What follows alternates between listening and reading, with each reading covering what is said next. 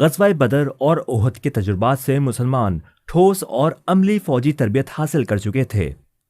وقت کے ساتھ ساتھ ان کی عسکری قوت میں بھی اضافہ ہو رہا تھا۔ ایک اہم واقعے کی وجہ سے مدینہ کی سیاسی صورتحال بھی تبدیل ہو چکی تھی۔ مدینہ کے یہودی قبیلے بنو نادر نے نبی پاک صلی اللہ علیہ وسلم کے قتل کی ناپاک سازش کی تھی، اور اس طرح عملی طور پر مسلمانوں کے ساتھ کیے گئے معاہدے کی کھلی خلاف ورزی کے مرتکب ہوئے تھے۔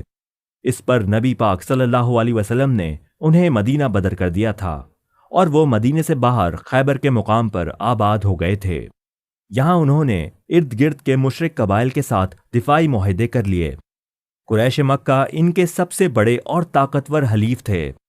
ان سب گروپوں کا مشترکہ بنیادی مقصد اسلام کی ابھرتی ہوئی طاقت کو توڑنا اور مسلمانوں کی سیاسی قوت کو شکست دینا تھا۔ مختلف گروہوں کے اس اتحاد کا ذکر قرآن پاک کی سورہ احزاب میں آیا ہے۔ اس سورہ مبارکہ میں اس غزوہ کو احزاب یعنی متحدہ گروہوں کی لڑائی کا نام دیا گیا ہے۔ تاریخ میں یہ جنگ غزوہ خندق اور غزوہ احزاب دونوں ناموں سے مشہور ہے۔ جنوری سن 627 عیسوی میں ان سب قبیلوں کے سپاہیوں پر مشتمل 10,000 کا لشکر ابو سفیان کی قیادت میں مدینے پر حملہ آور ہونے کے ارادے سے روانہ ہوا۔ قرآن پاک نے اس جنگ کو اسلام کے خلاف کفر و یہود کا اتحاد قرار دیا ہے۔ اس کے مقابلے میں مسلمان فوج صرف 3,000 سپاہیوں پر مشتمل تھی، اور اس میں مدینہ کے 15 سال سے زیادہ عمر کی تمام مردانہ آبادی شامل تھی۔ جنگ کی حکمت عملی طے کرنے کے لیے نبی پاک صلی اللہ علیہ وسلم نے صحابہ کرام سے مشورہ کیا، اور حضرت سلمان فارسی رضی اللہ تعالیٰ عنہ کی تجویز کو پسند فرمایا۔ حضرت سلمان فارسی کا تعلق ایران سے تھا، جو اس زمانے میں فارس کہلاتا تھا۔ انہوں نے مدینہ کے شمال میں ایک خوب چوڑی اور گہری خندق کھودنے کی صلاح دی تھی، جو کہ ایران یا فارس کے لوگوں کی قدیم جنگی تکنیک تھی، جبکہ باقی 3 اطراف سے مدینہ پتھریلے پہاڑوں اور کھجور کے باغات سے گھرا ہوا تھا۔ 6 دن تک مدینہ کا ہر فرد خندق کھودنے میں مصروف رہا، اور آخر کار شہر کے دفاع کے لیے 5.5 کلومیٹر لمبی، 4.5 میٹر گہری اور 9 میٹر چوڑی خندق تیار ہو گئی۔ آج کل یہ خندق موجود نہیں، لیکن اس جگہ کی نشاندہی مختلف نشانات سے کر دی گئی ہے جہاں کبھی یہ خندق کھودی گئی تھی۔ یہ ایک کامیاب حربہ ثابت ہوا۔ اس سے پہلے عربوں نے کبھی بھی جنگ کے موقع پر، بلکہ شاید کسی بھی اور موقع پر خندق نہ کھودی تھی۔ اس کا رواج ہی نہ تھا۔ وہ تو بس گھوڑے دوڑاتے ہوئے میدان جنگ میں پہنچ جاتے تھے۔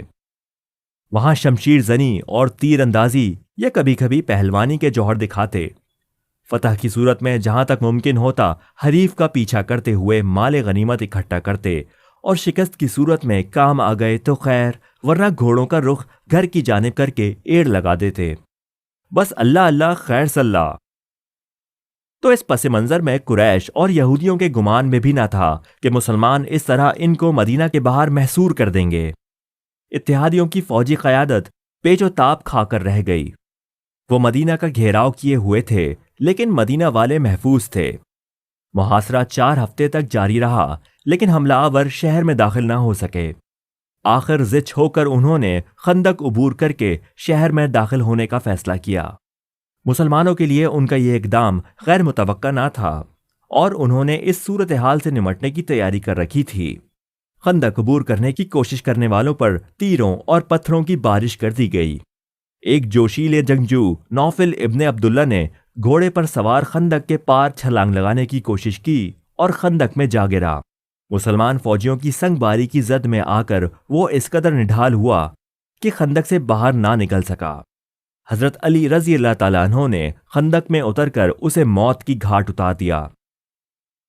قریش کے کچھ اور سپاہیوں نے، جن میں عمر ابن عبدود، دہرار ابن خطاب اور اکرمہ ابن ابو جہل شامل تھے، خندق کو ایک ایسے مقام سے پار کر لیا جہاں چوڑائی کچھ کم تھی۔ ان سپاہیوں نے صلہ نامی پہاڑی کے قریب ایک دلدلی علاقے پر قبضہ کر لیا۔ عمر ابن عبدود نے مسلمانوں کو کشتی کے لیے للکارا۔ حضرت علی رضی اللہ تعالیٰ عنہ نے اس کا چیلنج قبول کیا، اور نبی پاک صلی اللہ علیہ وسلم کے حکم سے میدان میں اترے۔ ابتدائی زور آزمائی اور داؤ پیچ کے بعد مقابلے میں شدت آ گئی، اور دونوں حریف گرد کے بادل میں غائب ہو گئے، اور پھر ایک فیصلہ کن چیخ بلند ہوئی، لیکن یہ واضح نہ تھا کہ یہ کس کی آواز ہے۔ اور فاتح کون ہے؟ آخرکار گرد کے بادل سے اللہ اکبر کی صدا بلند ہوئی، جو حضرت علی رضی اللہ تعالیٰ عنہ کی جیت کا اعلان تھی۔ محاصرہ طویل ہوتا جا رہا تھا اور دونوں فریقوں میں سے کوئی بھی پیچھے ہٹنے کو تیار نہ تھا۔ طویل محاصرے نے مسلمانوں کے لیے اچھی خاصی مشکلات پیدا کر دی تھیں۔ خوراک کے ذخائر ختم ہونے کو تھے اور سردی بڑھ رہی تھی۔ خاص طور پر رات کے وقت اس کی شدت میں بہت زیادہ اضافہ ہو جاتا تھا۔ راتوں کو مسلسل جاگتے رہنے اور چوکس رہ کر خندق کا پہرا دیتے رہنے سے بھی مجاہدین کے اعصاب دباؤ کا شکار تھے۔ دوسری طرف اتحادیوں کا حال بھی اس سے کچھ مختلف نہ تھا۔ کھانے پینے کا سامان ختم ہونے کو تھا۔ گھوڑے اور اونٹ چارے کی کمی کے باعث مرنے لگے تھے۔ اس سال سردی غیر معمولی طور پر زیادہ پڑی تھی اور ہوا میں نمی کی وجہ سے اس کی شدت اور بھی زیادہ ہو گئی تھی۔ محاصرے کی 27ویں رات تھی جب سخت چڑچڑاہٹ اور گو مگو کی کیفیت میں اتحادی قبائل نے پسپائی کا فیصلہ کیا اور اپنے خیمے اکھاڑ لیے۔ وہ واپس روانہ ہو رہے تھے۔ اگلی صبح میدان خالی تھا۔ اس جنگ میں مسلمانوں کا کوئی جانی نقصان نہ ہوا اور مخالفین کے بھی صرف 3 آدمی مارے گئے۔ مسلمانوں کی دفاعی پالیسی مکمل طور پر کامیاب رہی، جبکہ کفار اور یہودی کوئی بھی مقصد حاصل نہ کر سکے اور کھلی شکست سے دوچار ہوئے۔ اس جنگ میں ایک اور اہم معاملہ بھی پیش آیا تھا۔ مکہ میں آباد یہودی قبیلے بنو قریظہ نے اتحادیوں کے لیے جاسوسی کی تھی اور اس کی سزا کے طور پر نبی پاک صلی اللہ علیہ وسلم کے حکم سے مسلمانوں نے ان کی بستی کا محاصرہ کر لیا تھا۔ 25 دن کے محاصرے کے بعد بنو قریظہ نے غیر مشروط طور پر ہتھیار ڈال دیے اور مسلمانوں نے محاصرہ ختم کر دیا اور یوں یہ تاریخی جنگ ختم ہوئی۔ یہ قدیم مسجد دیکھیے۔ یہ خوبصورت مسجد کوہ صلا پر اس جگہ تعمیر کی گئی ہے جہاں سے خالد بن ولید خندق عبور کر کے مدینہ میں داخل ہوا تھا، جبکہ مسجد سلمان فارسی مناسب دیکھ بھال نہ ہونے کے باعث کھنڈر بن چکی ہے۔ کبھی کسی کے ہاتھ سے لکھا ہوا ان کا نام مسجد کی دیوار پر موجود تھا، لیکن آج اس شخص کا نام تک مسجد سے مٹ چکا ہے جس کی ایک تجویز کی بدولت مسلمانوں کو ایک عظیم اور تاریخی فتح نصیب ہوئی۔ قریش مکہ نے نبی پاک صلی اللہ علیہ وسلم کو مدینہ سے بے دخل کرنے کے لیے اپنی بھرپور طاقت آزمائی اور تمام تر وسائل استعمال کر دیے، لیکن اپنا مقصد حاصل کرنے میں وہ ناکام رہے۔ وہ نہ صرف جنگ ہار گئے بلکہ انہیں ایک اور بڑا نقصان بھی اٹھانا پڑا۔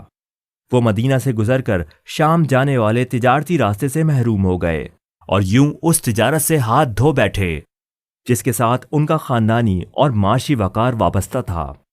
اس جنگ میں فتح کے بعد اسلام خطے میں مزید مضبوط اور پروقار حیثیت میں ابھرا۔